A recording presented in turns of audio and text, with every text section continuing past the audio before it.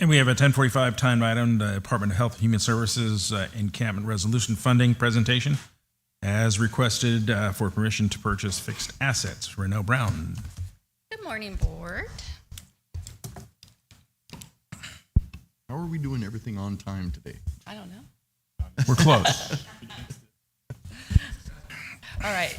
So, good morning. I'm Renell Brown, the Director of the Department of Health and Human Services, and I'm here today to present an update on the Encampment Resolution Funding Grant. So, as a reminder, DHHS was awarded $10,823,724 by the state to work together to create a continuum of housing services and support for our unhoused population in our community. So, I'm going to give you a brief overview of the project as a reminder of the different aspects. We have our outreach for our encampment cleanup, a navigation center, which is off-site from the Williams Drive site. We have the congregate emergency shelter for 60 beds, the micro village, which is 50 units, a kitchen facility, bathroom facility, community building areas, storage, laundry, garden, pet area, 24-hour on-site staff and supportive services, as well as training and technical assistance and operating costs. So, here we are today. This has been a very collaborative project, and multiple people have been involved in participating in the planning and development tasks. I wanted to give a special shout out to some specific county departments who have really been instrumental in the task to date: our community development department, our building maintenance team, administration, IT, county council, the sheriff's office, and the auditor. To date, we have completed a lot of behind the scenes work on the project. We removed the surplus cars, performed site cleanup, which included landscaping and chain link fence removal. We facilitated the interior modular building cleanup. The search and rescue team and the sheriff's department staff are relocated from this site to other office spaces. We've completed soil testing and the site survey. We presented the project to the Environmental Review Committee to receive approval for exemptions. We've started asbestos remediation of the old mental health building with the burn and demolition estimated to be completed in September. We finalized multiple contracts and agreements for professional services to complete various aspects of the project. We've collaborated with several county departments and community-based organizations. We met bi-weekly and now weekly, as things get ramped up, with the Homeless Ad Hoc Housing and Services Subcommittee to talk about all the details and what we need to do. We participated in regular meetings with the design team to make layout and site plan decisions. We've obtained updated estimates for structures and supplies.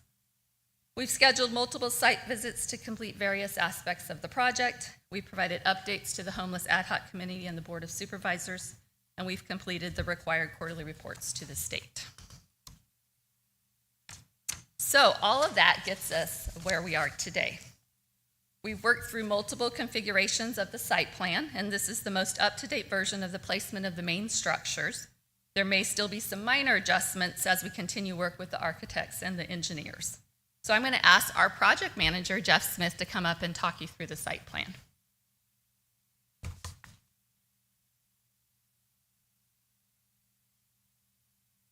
Hello, I'm Jeff Smith.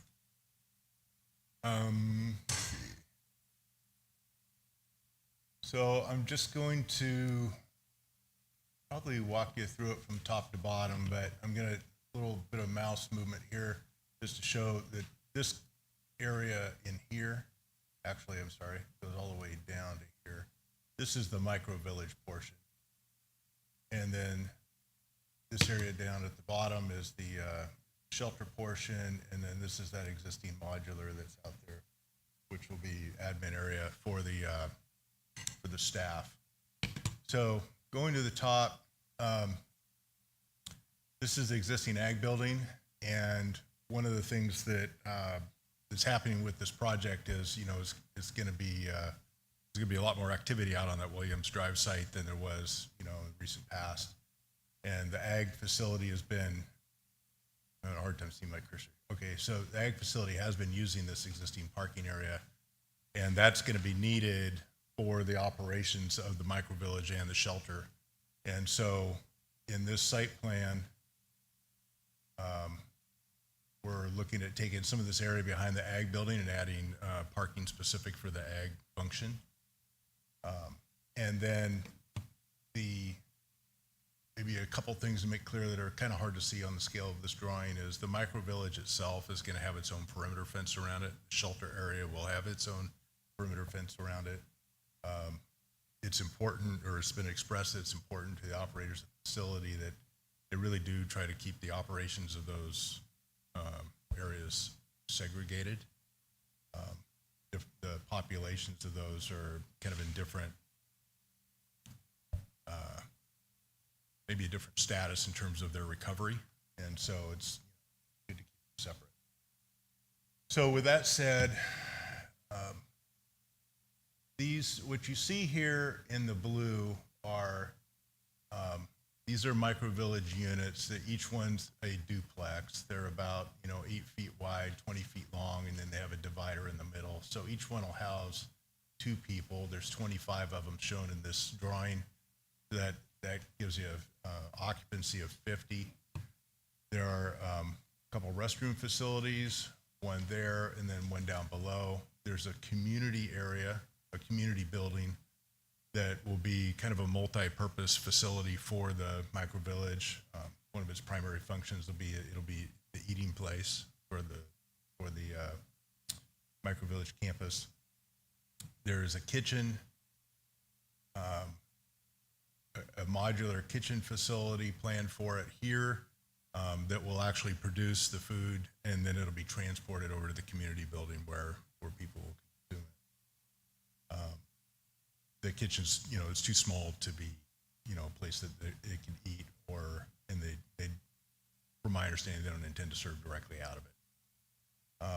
So that's pretty much the micro village, and then to the south of it is a new shelter building. This is showing a configuration at 75 by 80, and we are, trying to work within the constraints of the existing site. It's a little smaller than we'd originally thought due to some natural resource protection.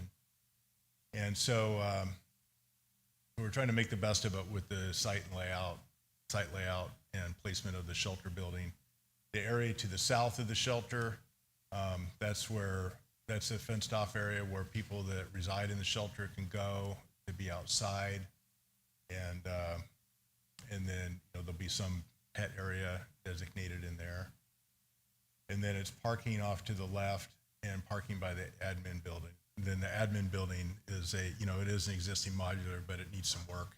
And so we're developing plans right now for some renovations. Any questions on that? Just a quick question on the shelter. How many beds will be in that since you had to downsize a bit? Well, it's 60. We're downsizing inside in terms of footprint on the land, but we have not downsized anything in terms of the amenities that are on the land. We've been having to condense things a little bit. What's the actual dimensions of the kitchen? So the kitchen is shown right there. I mean, it's still in design, but right now what is shown on this map is 16 by 40. And then is there shower or laundry facilities in the community building and also in the shelter, or where would those be? So the community building is dedicated just for the micro village and just serves the micro village. And so the restrooms that are shown will have showers in them. So it's more than just restrooms. They consider them bathrooms, bathroom showers. Is there laundry facilities on site as well? I believe that the laundry is going to go into the community building.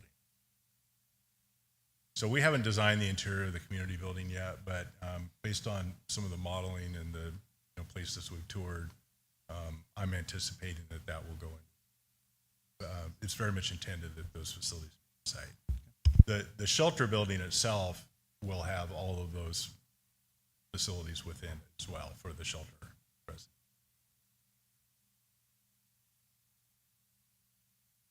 Okay, anything else? Thank you. And one thing I wanted to highlight about the shelter building, Jeff mentioned that we, reconfigured the dimensions of it, and that has an impact on what type of materials we use. We had talked about a sprung building, but they're very structured, and the length of a sprung building is not going to fit here, and so we're transitioning, that determines a metal building configuration for the materials used, which is a slightly Sorry, can I just ask, is that going to increase the cost or the timeline by having to pivot like that? So we're not anticipating that issue to really impact the cost or the current timeline. What has impacted the timeline has been the delay in the site survey, the delay in the asbestos removal, and those types of tasks, but not that one specifically for where we're at now. So speaking of timeline, I just highlighted some significant milestones. Just as a reminder, we received the award notification in September of 2023 and the funding in November.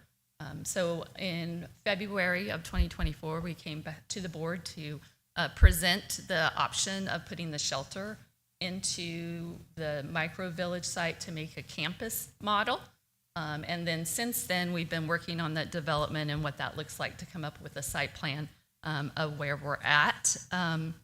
So we are anticipating that the old mental health building will be removed at the end of September. I failed to mention that unfortunately that contractor had some equipment and supplies stolen on site, so that's been another delay with their work. So as long as things keep moving along as planned, we're anticipating this timeline to hopefully complete the modular building renovation at the end of November. That is not as contingent upon the removal of the old mental health building because of where it's located on site, but we really need to demolish the old mental health building to get to the setting up the infrastructure for the rest of the project. And then the shelter, we're anticipating to be completed by February of next year, and the whole project by March of 2025. So we're right on track to meet those hard deadlines provided by the state, those last 2 bullet points there. June 30th, 2025, we have to have 50% expended and 100% obligated. And currently we have expended about 1.1 million and we've obligated 8.1 million. So we're in a good place as far as the spending of the funding goes. Still the construction phase, as I mentioned, is highly dependent on the completion of the demolition of the old mental health building and getting that infrastructure planning in place. When discussing our project with the state and our technical assistance provider, they said, you're right on track. Our initial timeline was very aggressive and unrealistic. And the state just wants to see that we're doing something. So our last quarterly report reflected those figures that I told you about what's expended and what's obligated so the governor can see that we are making progress. And just a reminder, the operations are to go through March 31st of 2027. So even when we meet those financial deadlines, we still need to continue operations through March. Is there any penalties or for not having like all of the structures completed by the end of the March deadline? Because it looks like it's all being built right in the middle of winter. Is that? So no penalties for the structures. It's just for those percentages of expended and obligated. So if this is delayed? If it's delayed, as long as we've expended 50%, then we're good to go. So I wanted to talk about the budget. This really relates to the second part of the item on the board, really to discuss the asset purchases needed for the ERF project.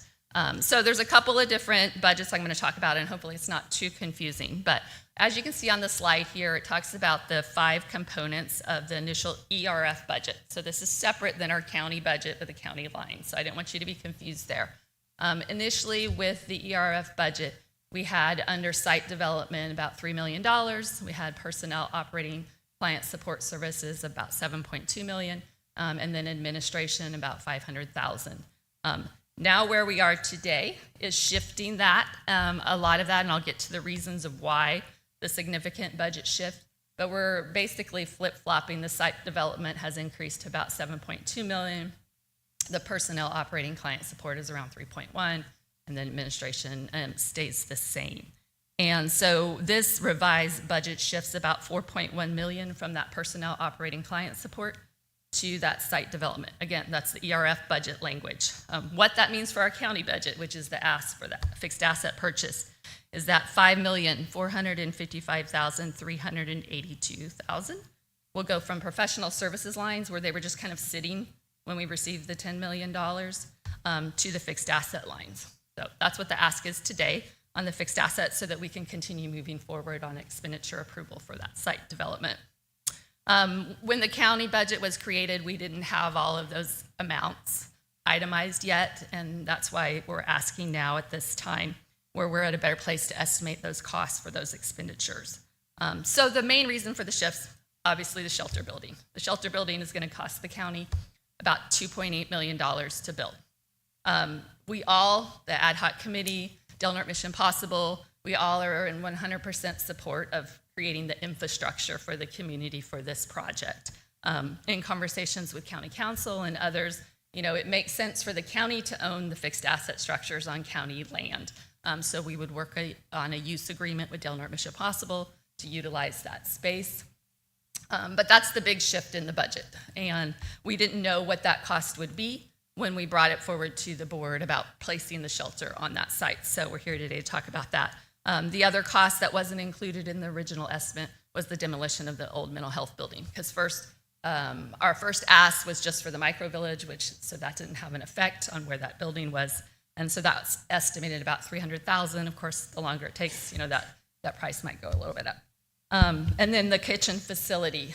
Originally, the kitchen facility was going to be in the shelter that was going to be off-site, and they were going to provide the food and bring it on-site for the micro village delivery of the food, and so a kitchen facility wasn't needed on-site.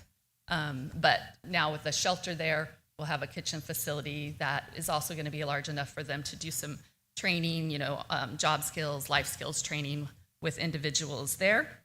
So that was an increase about $15,000. And then just the overall cost of inflation and other items that weren't specifically named in the original budget. So I want to make sure you have a good understanding of that. So once that budget adjustment is approved, we will go to the state, and there's another form that we have to request to move those to different lines, which of course don't align with our county budget lines, so I'm not even going to try to drill down on what those lines are, but basically it shifts from those personnel, operating, client support services over to the fixed asset side. So as I mentioned, Or no? yes. I don't know if you're going to address this in your presentation, but that's a significant loss in the personal operating pieces. And I just want to know if, obviously we're a couple of years down the road from this opening up, but are you forward thinking right now how to backfill that? Because really this is the mechanism that really transitions these people from this transitional housing and shelter to becoming working members of society. So I'm curious, if you do get into it, how we're going to backfill some of that. Yeah, and absolutely. I don't have the exact solutions, but we are starting already to have those conversations. Wonderful. As I mentioned, Del Norte Mission Possible is 100% on board with us making this shift and talking about how do we backfill that funding. One, we've had a year of non-operations. So basically a year's worth of that can be shifted over without an impact. There are other funding through the state, the HAP funding, that we already have some funding designated for outreach that could be used in lieu of the ERF funding for that piece. Other thoughts are the new HAP funding that's coming out. It's not going to be forever, but as our local continuum of care has conversations about what's best for our community, we will definitely keep that in mind about the operations of the shelter and the micro villages being a priority for our community and allocating funds through that. Yes, absolutely. So what I'm hearing, if just so I'm clear, the services aren't going to be impacted. The promises of the services that were going to be provided under that personal operating client support, that's not going to be necessarily impacted and lessened. It's going to be, we're going to find ways to be able to, as Mr. Howard said, keep supporting that. That's a critical part of this. Yes, that is our goal. Okay. Again, I don't have it lined out exactly yet, but we are all on board to find that solution.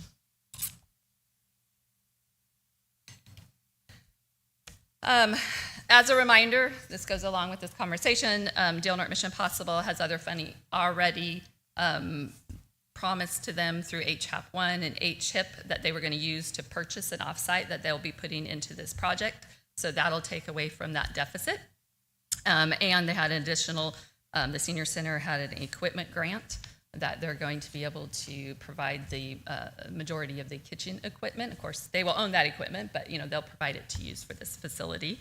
And then we'll just always continue those conversations. We do have the option of, the state required us to put this money into an interest-bearing checking account. So we will also have that interest that we've earned on this that we just need to put back into homeless services. And so, we are definitely already talking about solutions and way to make that work and other funding. Other questions?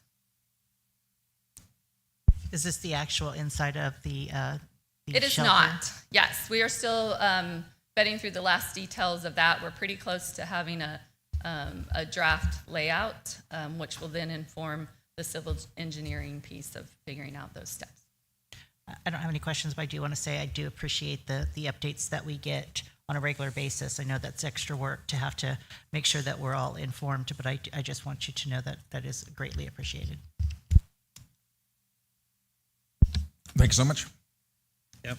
Just echo Supervisor Starkey's comments there. Thank you for keeping us updated. Thank you. Any public comment?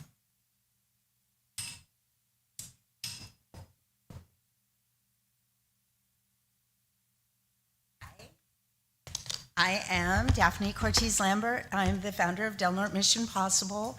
And I wanted to just address the concerns about, the money as far as the personnel. So part of that kitchen plan, as we go along the road, not only is it going to be job training, but we're also looking at doing some catering so that we can add jobs to the people that are going through. We also are looking at part of what the shelter does has recuperative care. So recuperative care is something that we are contracted through partnership. And so we deal with people who are unhoused so that we can make sure that they have a place that's safe to heal. And currently, we use motels for that. And that's quite costly, and it's really not great for our tourist trade as well. We have some wonderful motels that are working with us, and we check on our clients all the time to make sure that they're, okay and behaving right. But that's going to bring in income as well through partnership.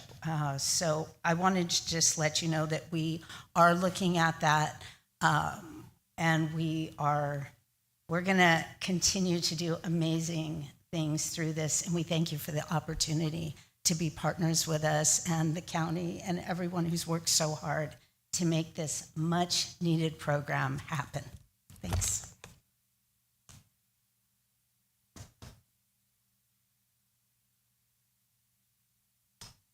Hi, Robin Hartwick. I just wanted to let you know, I'm one of the board members of Del Norte Mission Possible, that we are at Del Norte Mission Possible committed to finding funding and also creating funding. We formed a committee that will help with fundraising, so we'll begin fundraising. We have grants already in place.